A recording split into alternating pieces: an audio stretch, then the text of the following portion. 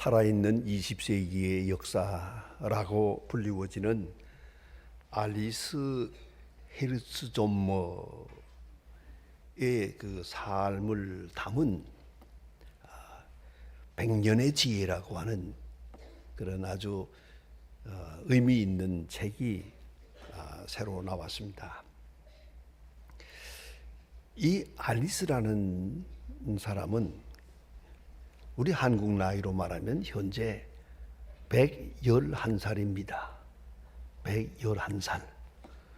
근데 그러니까 20세기를 100년 동안 살고 21세기를 10년 동안 살았으니까 그야말로 살아있는 20세기의 역사라고 할 수 있겠습니다. 그의 일생이야말로 이 세계를 대표하는 그런 처절한 역사를 우리에게 말해주는 그런 분입니다. 이 사람은 1903년 11월 26일 날 프라하에서 태어납니다. 아버지는 상인이고 어머니는 학자였다고 합니다. 1931년 11월에 결혼해서 아들도 얻었습니다. 그런데 1943년 7월에 알리스와 남편, 아들, 온 가족이 나치에 의해서 체포되고 테러진 수용소에서 전혀 절망적인 말할 수 없는 고생을 하게 됩니다. 여기에 대해서는 조금 알 필요가 있습니다. 이 수용소에서 15만 6천 명이 죽었습니다. 오직 7,505명만 살아남았는데 고맙게도 어머니도 남편도 친구도 다 죽었습니다마는 아리스와 아들 두 사람만 살아남았습니다. 그리고 1949년 이스라엘로 돌아오게 됩니다. 돌아와서 46세에 이제 처음으로 히브리 사람으로 배우게 됩니다. 그리고 다시 피아노를 치기 시작합니다. 그리고 다시 역사와 철학을 배우고 매일 100세의 나이에도 하루에 3시간씩 피아노를 연주합니다. 피아노로서 세계적인 피아니스트가 된 건 아닙니다만은 그의 연주는 많은 사람을 감동해서 세계적인 학자, 피아니스트들이 그 앞에서 그 피아노 연주하는 것을 듣고 감탄하고 격려하고 하는 것입니다. 이렇게 살아온 111살 된 피아니스트, 이 할머니가 100년의 지혜라고 하는 책을 내놓았습니다. 그 책에서 그는 100년의 일생을 돌아보며 이렇게 말합니다. 나는 여전히 고마워해요. 인생은 선물입니다. 산다는 그 자체가 선물이요, 은혜입니다. 여러분, 우리의 노력이라는 게 무슨 의미가 있습니까? 노력하기는 합니다. 해봅니다만은 하찮은 것이에요. 산다는 것 자체가 하나님의 선물이요, 은혜일 밖에. 이것이 일생을 돌아보며 한마디로 요약합니다. 희망을 포기하지 마세요. 어떤 경우에도 선택의 자유는 있습니다. 그렇습니다. 어느 절박한 시간에도 절망하느냐 소망하느냐 믿느냐 의심하느냐 그건 내 선택입니다. 다 끝났다는 생각은 하면 안 됩니다. 흔히 우리가 말합니다. 선택의 여지가 없다. 그 말은 죄입니다. 어느 때라든지 선택의 자유는 우리에게 있습니다. 또 하는 그런 재미있는 말을 합니다. 역시 사람은 늙어야만 인생의 아름다움을 아는 것 같다고. 한 100세 되니까 이제서 인생이 얼마나 아름다운가 하는 것을 깨닫게 되더라. 늙어야만 아름다움을 안다. 젊은 사람들은 물러가야 됩니다.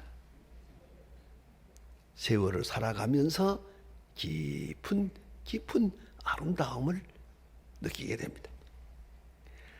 또 이건 이스라엘 사람들의 독특한 철학입니다. 유모는 어떤 상황에도 균형 감각을 유지하게 된다. 죄송합니다만은 제가 이 랍비들하고 좀 가까이 지내는 편인데, 바로 얼마 전에도 하나는 시카고에서 오고 하나는 예루살렘에서 왔는데, 이런 분들하고 그 이스라엘 영사관에 가서 이렇게 막 같이 파티를 하는데, 그 랍비들 말입니다. 이렇게 유머가 좋을 수는 없어요. 단 한마디도 유머가 아닌 말을 하는 법이 없어요. 어떻게, 좀 죄송하지만 내가 그분들하고 이렇게 지내면서 뭘 느끼는 거 아니? 확실히 목사보다 낫다 그랬어요. 랍비가 한 수 위에요. 얼마나 마음에 여유가 있고, 성경도 많이 알아요. 너무 그 유머가 넘치는 거예요. 그게 그 인간의 속에서부터 우러나는 거. 낙천성, 곧 믿음이라는 것은 어두운 시간에도 우리를 견디게 하는 것이다. 비천한 일도 즐기세요. 중요한 얘기입니다. 비천한 일도 즐기세요. 제가 이걸 보면서 생각나는 게 있습니다. 제가 1951년, 아주 미안합니다. 1950년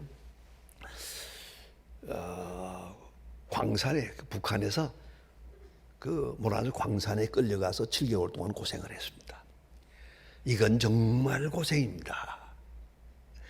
입을 자리도 없고 옷을 벗는 일도 없고 입는 일도 없습니다. 입은 채로 그대로 누웠다가 일어나면 되는 거고, 뭐 세수나 뭐 이런 건 할 필요도 없고, 어쨌든 그렇게 굴욕적으로 일을 하는 7개월 동안 지내봤는데요.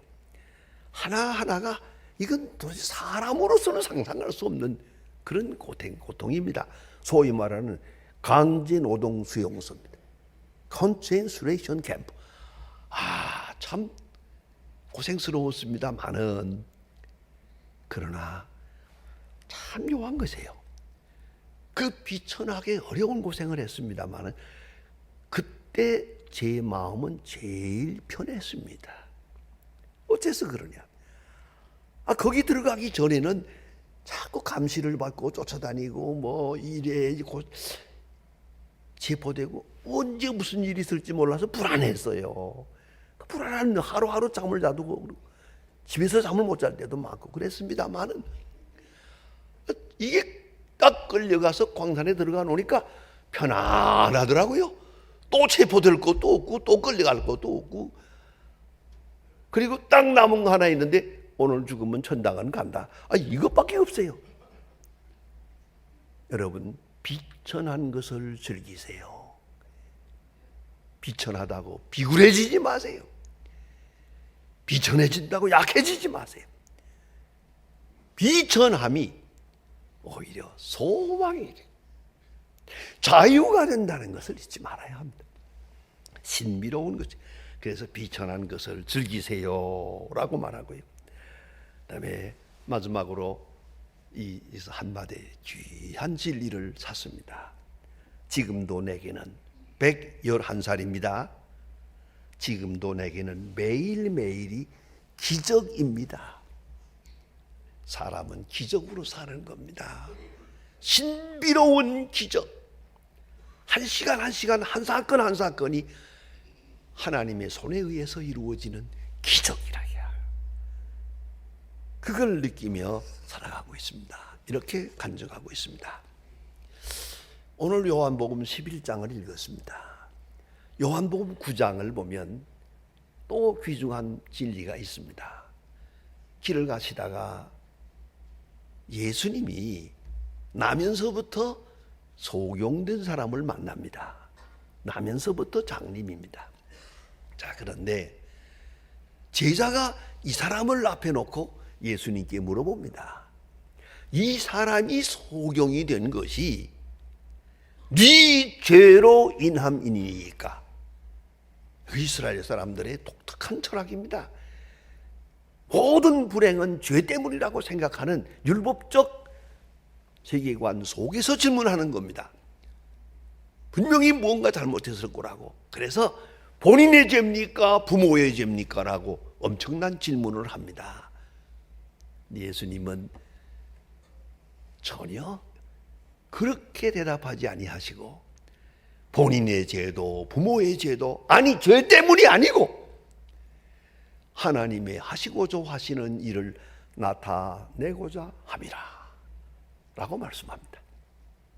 굉장하지 않습니까? 하나님의 하시고자 하시는 일을 나타내기 위해서 이 사람이 40년 전에 장님으로 태어났다. 그리고 40년 동안 어둡게 살았다. 그리고 오늘 여기서 내가 이 사람을 만나는 것이다. 하나님이 하시고자 하시는 일, 그 위대한 역사를 이렇게 말씀하고 있어요. 근데 오늘 본문에 보면 또 같은 맥락에서 성경을 보게 됩니다. 예수님께서 한 사람을 만납니다. 마르다와 마리아의 집에서 온 사람입니다. 그 말이 너무 중요한 의미를 가졌습니다. 주께서 사랑하시는 자가 병들었나이다. 그 사랑하시는 자라는 말이 3번이나 있습니다. 강조하고 있습니다. 예수님이 사랑하신다는 거 본인도 알고 예수님도 알고 모두가 다 아는 거. 특별히 사랑하시는 집이고, 마르다와 마리아가 예수님을 사랑했고 또 예수님이 예루살렘에 가실 때마다 이 집에 머물렀고 또 나사로 그 오빠가 이렇게 사랑했어요. 온 집안이 예수님을 사랑했어요. 아주 소문난 확실한 특별히 사랑하는. 그런데 주께서 사랑하시는 자가 병들었나이다. 사랑하시는 자가 왜 병들어요? 주께서 사랑하시는 자면 병들지 않아야지. 안 그렇습니까?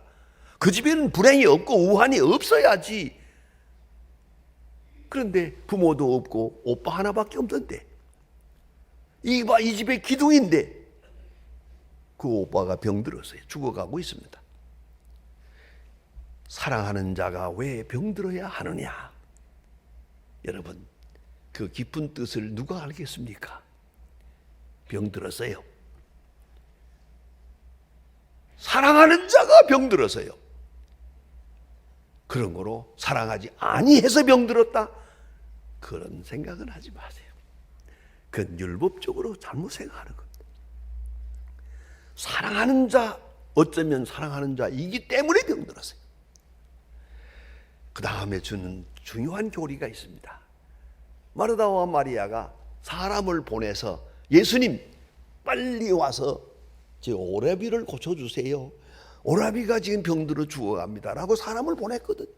그러면은 그래 내가 빨리 가자. 그리고 발걸음을 재촉해야지. 예수님 하시는 말씀이 그건 죽을 병이 아니라 이렇게 말씀하시고 안 오시는 거예요. 와주시기를 기도했는데 기도의 응답이 없는 거예요. 이 기도의 응답이 없다는 거예요. 이게 문제라고요. 와주세요, 고쳐주세요, 병 고쳐주세요 했는데 응답이 없어요. 이 응답 없는 기도, 이 속에, 무응답 속에 큰 응답이 있는 거예요. 더 큰 응답이 있었단 말이에요. 이것이 오늘 본문이 주는 메시지입니다. 깊은 응답이 거기에 있어요. 그리고 좀 지연되어 가지고 갑니다. 이 지연, 연기되고 지연된다고 하는 사실, 이 지연 속에 하나님의 오묘한 섭리가 있습니다. 나는 오늘을 바라는데 하나님은 10년 뒤에, 나는 지금 당장 주시길 바라는데 하나님은 먼 훗날에 주시거든요. 아니, 더 큰 것으로 주시거든요. 이 지연이라고 하는 거, 딜레이라고 하는 거 굉장히 중요한 의미가 있습니다.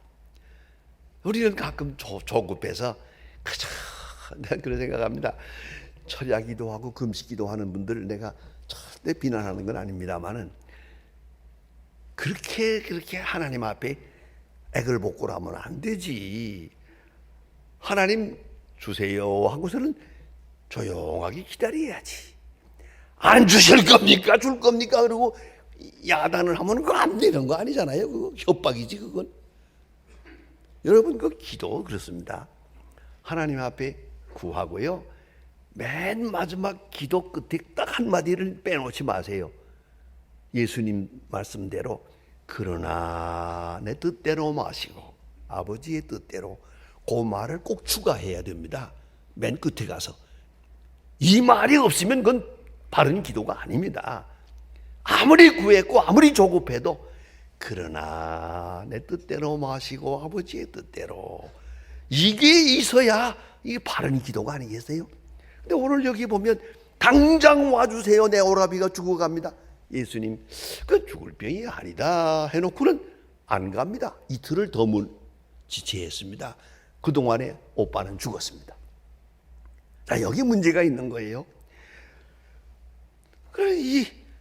그러면 차라리 내가 바빠서 좀 못 간다라는 거 몰라도 죽을 병이 아니라 하나님의 영광을 위한 병이니라 아리송한 말씀만 하고 계시잖아요.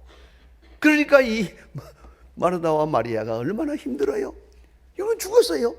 그 다음에 예수님이 그 다음에 이 베다니로 오시니까 마르다가 또 그 동네 밖에까지 나가서 예수님을 영접하면서 한마디 하잖아요. 불평하잖아요. 오랄 때 오셨다면 내 오라비가 안 죽었을 겁니다 라고 하잖아요. 이런 불평이 나오잖아요. 그러나 예수님께서는 내 오라비가 살리라 그러니까 마르다가 또 한마디 합니다. 투명스럽게. 세상 끝에 다 살 줄 압니다. 그랬단 말이에요. 그러나 예수님 말씀하세요. 내가 곧 부활이요 진리요 생명이다 말이에요. 말씀하시거든요. 자, 이것을 생각해야 됩니다. 납득하기 어려운 부분입니다. 당장 이루어지길 바랬는데 이루어지지 않았고, 병들었다가 거기에서 벌떡 일어났으면 좋겠는데 예수님의 뜻은 그게 아니에요. 죽어 장례식까지 하고 그 다음에 무덤에서 살려내는 것이에요. 이런 프로세스가 있어요. 이런 과정이 있어요. 자, 무응답하시면서 나사로는 죽었어요. 죽을 줄 알고 있어요. 예수님께서는 장례식까지 다 했어요. 냄새까지 나요. 썩어서. 여기까지 간 다음에 예수님께서 찾아가서 나사로를 일으킵니다. 나사로야 나오라고 해서 굉장한 사건이 됐죠. 예? 굉장한 사건이요. 심지어는 어떤 신학자들은 이렇게 연계해서 설명하기도 합니다. 예수님이 십자가에 왜 죽었어야 했나? 아이고 그 거룩한 분을 왜 십자가에 못 박아 없애야 했나? 그 이유 중에 하나가 나사로를 살렸기 때문이라는 거죠. 저 사건 때문에 이제 예수에 대해서 어떻게 처리할 길이 없어요. 그래서 여기까지 갔다 하는 그런 해석도 나옵니다. 아무튼 장례식까지 끝난 다음에 예수님께서는 이 베다니를 찾아오셔서 무덤을 찾아가서 나사로를 일으킵니다. 여러분, 깊은 뜻이 여기에 있지 않습니까? 4년간의 남북전쟁이 북군의 승리로 끝난 다음에, 미국에서 남북전쟁이 끝난 다음입니다. 승리로 끝난 다음에 링컨과 그 유명한 스토우 부인하고 만나게 됩니다. 이 스토우 부인은 톰 아저씨의 오두막이라고 하는 유명한 소설을 써서 이 소설이 많은 사람에게 익혀지면서 거기서 노예 해방에 대한 그런 정신이 일어나면서 이 승리로 이끄는 거거든요. 그래서 유명한 말이 있죠. 전쟁은 아브라함 링컨이 했지만은 그 노예 해방의 역사는 이 스토 부인이 이렇게 이루어 놓은 것이다 라고 하는 말까지 할 만큼 이 토마스 씨의 오두막이라는 소설은 이 남북 전쟁을 승리로 이끄는데 결정적인 역할을 합니다. 이 전쟁이 끝난 다음에 아브라함 링컨과 스토 부인이 만나게 됩니다. 스토 부인이 처음으로 아브라함 링컨을 만났는데 아브라함 링컨이 또 스토 부인을 보니까 이렇게 생명력이 넘치는 굉장한 소설을 쓸 뿐으로 보이질 않아요. 그야말로 아주머니예요. 인자한 아주머니예요. 그 좀 아주 이제 강인한 인상이 보일 줄 알았는데 어쩌면 이렇게 부드러운 아주머니 얼굴입니까? 하고 물었어요. 그랬더니 이 스토 부인이 하는 말이 사실은 소설은 제가 쓴 게 아니고 하나님이 쓴 것이고 저는 그저 일꾼일 뿐입니다. 그리고 또 스토 부인이 말했습니다. 아브라함 링컨 대통령 이 전쟁을 일으키고 승리로 이끈 이거 큰 장군의 모습으로 생각했는데 오늘 만나보니까 그 인자한 아저씨구만요. 그 인상이 전혀 그렇지 않은데요 하고 물었어요. 그때 아브라함 링컨 역시 대답한 말입니다. 사실은 제가 싸운 것이 아니고 하나님이 싸우셨고요. 저건 다 작은 도구로 사용되었을 뿐입니다. 이 얼마나 중요한 간증입니까? 한국교회, 오늘의 한국교회가 크게 부흥되는데 결정적 계기가 둘이 있습니다. 누가 말해도 이 두 가지입니다. 하나가 3.1운동이고 하나가 6.25입니다. 3.1운동으로 말미암아 기독교가 우리의 민족 종교가 됩니다. 이제 좀 이따가 우리가 애국가를 부르겠습니다마는 옛날에 부르던 찬송은 찬송가라고 안 하고 찬미가라고 했습니다. 그 찬미가 14장이 찬송가, 이 애국가입니다. 이 애국가이면서 찬송가예요. 찬송가면서 애국가예요. 교회마다 3.1운동 때는 애국가를 불렀어요. 그게 바로 찬송이었어요. 그래서 오늘도 우리가 이 교회에서 찬송가를 부르게 됩니다. 보세요. 아주 중요한 것입니다. 애국이면서 신앙이고 신앙이면서 애국이요. 이것이 바로 3.1운동 때 이루어진 것이에요. 3.1운동은 여러 사람이 일으켰습니다마는 3.1운동을 지속하는 데는 오직 교회뿐이요. 그러기에 희생된 사람은 전부 교인이요. 수만 명이. 이걸 잊지 말아야 합니다. 그래서 민족 종교로 아주 털을 닦게 됩니다. 그래서 한국교회가 쉬운 말도 하지 않으세요? 나라를 건지려면 예수 믿어야 한다. 이 나라를 바로잡으려면 다 같이 신앙을 가져야 한다라고 이렇게 외치게 됐고 이것이 또한 그렇게 모든 사람에게 인식되면서 오늘의 한국교회가 됩니다. 다음에가 6.25 전쟁입니다. 이 전쟁을 통해서 우리는 인간을 알고 신앙을 알고 현실을 알고 하나님의 뜻을 알고 하나님의 신비로운 역사를 민족적으로 개인적으로 다 경험하게 됩니다. 그래서 한국교회가 이루어집니다. 하나님의 선교는 이 두 사건을 통해서 현실적으로 나타나게 됩니다. 여러분, 하나님의 살아있는 역사 우리 사람으로는 증명하기 어렵습니다.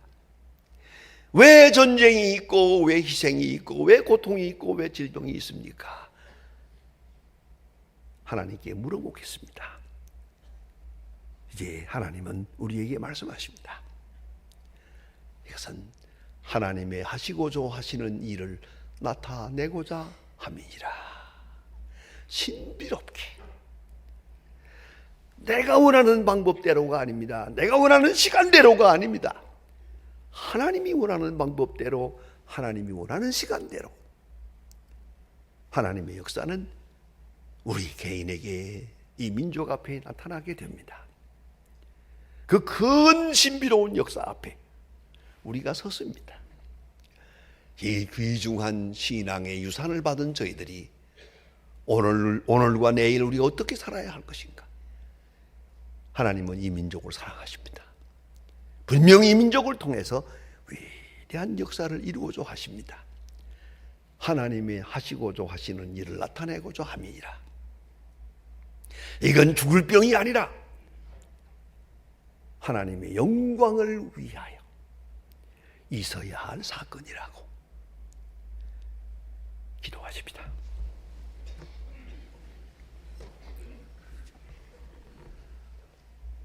하나님 아버지,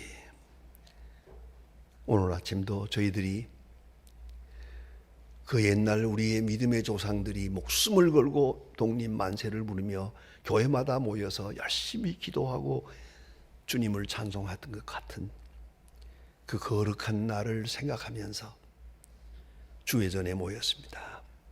우리는 그 믿음의 조상들의 역사의 앞에 설 때 몹시 부끄럽습니다. 너무 초라합니다. 그러나 우리의 믿음을 새롭게 해서 하나님이 하시고자 하시는 위대한 역사가 우리에게 있음을 알고 감사하며 찬송하며 주의 역사를 오늘도 이루어가게 하옵소서. 예수님의 이름으로 기도합니다. 아멘.